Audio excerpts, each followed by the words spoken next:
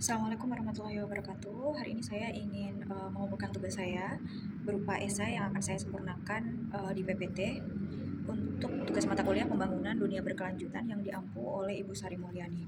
Di PPT ini saya akan mulai dari pengawalan dulu, yaitu berdirinya UNFCCC atau United Nations Framework Convention on Climate Change. Jadi tahun 1992 itu banyak orang-orang di dunia mulai sadar bahwa bumi itu tidak sedang baik-baik saja. Jadi melalui Earth Summit di Rio de Janeiro lahirlah UNFCCC.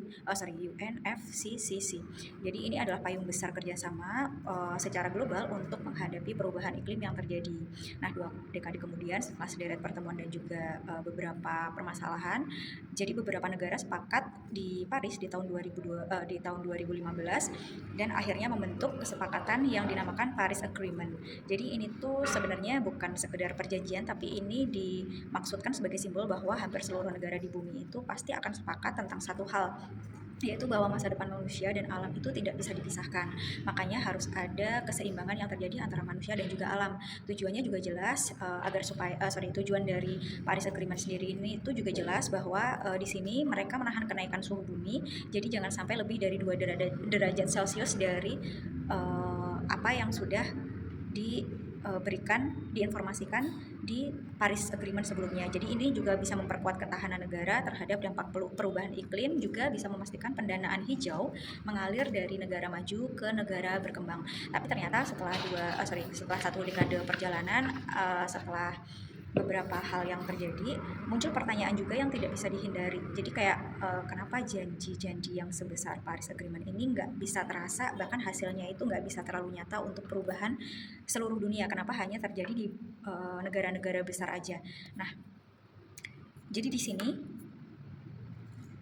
data menunjukkan adanya emisi global yang memang tidak turun, bahkan meningkat hampir 1,1% pada tahun 2024. Ini diinformasikan oleh WMO di tahun 2025. Jadi hampir seluruh negara itu bisa dikatakan gagal untuk memperbarui National Determined Contribution-nya mereka atau target emisi global yang seharusnya itu sudah dikirim ulang setiap 5 tahun sekali.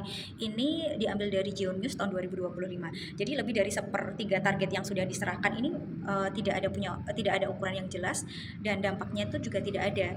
Dan di sisi lain adanya janji pendanaan dari negara maju kurang lebih 100 miliar dolar per tahun untuk negara berkembang, ini bahkan belum benar-benar terrealisasi. Lucunya bahkan negara-negara maju itu mempres negara berkembang untuk memberikan hasil bumi mereka atau hasil alam mereka untuk dijual kembali ke negara berkembang dengan harga yang lebih murah. Jadi akibatnya itu banyak negara global south yang masih tergantung pada batu bara, bukan karena mereka nggak peduli sama bumi, tapi karena mereka harus lebih memilih nih antara bertahan hidup atau bertahan di kesepakatannya.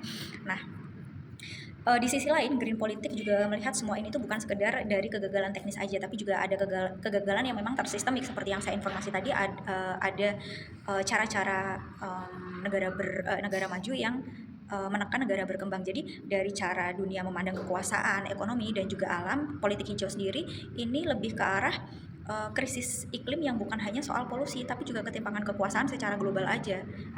Tapi juga soal ketimpangan kekuasaan yang ini tuh ranahnya tuh semuanya sudah global. Jadi negara maju yang selama ratusan tahun membakar bahan fosil, kini juga menuntut negara berkembang untuk menahan emisinya. Lucu aja sih, sementara mereka sendiri itu belum melepaskan ketergantungannya pada industri-industri besar.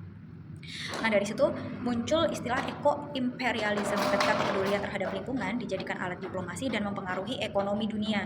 Jadi geopolitik sendiri menolak pandangan bahwa teknologi hijau aja itu udah cukup. Menurut Green Politik sendiri, ia menuntut perubahan paradigma dari eksploitasi menjadi keseimbangan, dari pertumbuhan tanpa batas menjadi keberlanjutan yang adil. Karena kan memang menyelamatkan bumi ini bukan cuma soal siapa yang paling hijau, tapi siapa yang paling berani melawan sistem yang membuat bumi ini sendiri tidak berdaya. Jadi maksudnya itu jangan cuma mengambil sumber daya alam untuk dijadikan kebutuhan manusia, tapi juga diambil sumber daya alamnya tapi dikembangkan lagi. Kemudian di sini praktik dari Green Politik itu tidak berhenti dikritik aja, tapi juga berbicara tentang jalan keluar yang manusiawi dan juga realistis. Tapi memang kebanyakan negara-negara itu nggak bisa menuntut negara dengan kapasitas yang berbeda untuk mengikuti kecepatan yang sama. Contohnya negara-negara Eropa, negara-negara dunia yang sudah sangat maju itu nggak bisa memaksakan negara berkembang atau negara miskin itu mengikuti kecepatan mereka, karena pastinya itu tidak akan sama.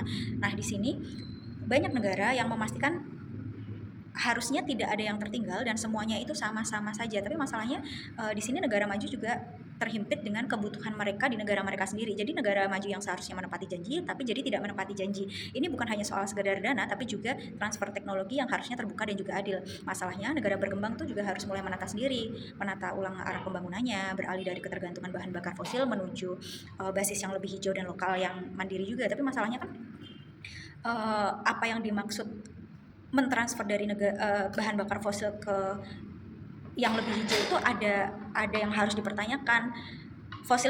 Ekonomi hijau yang dimaksud itu seperti apa? Kalau memang tidak ada polusi dengan fosil, lalu apakah benar kita harus memakai baterai yang dimana kita harus menggali sumber daya alam dari negara berkembang terus di keruk gitu aja? Kan nggak bisa, harus ada banyak kritik yang harus mengkapasitasi ini kan, supaya mengkapasitaskan hal seperti ini agar semua negara berkembang tidak mengikuti keinginan negara maju secara cuma-cuma. Jadi dalam masyarakat global, terutama generasi muda, harus banyak terus menuntut transparansi dan juga keberanian moral mereka kepada pemimpin dunia. Karena memang menurut saya menyelamatkan bumi itu kan bukan cuma soal angka emisi yang terus menurun, tapi juga soal gimana manusia itu belajar kembali untuk hidup dalam batas alamnya bersama dengan alamnya.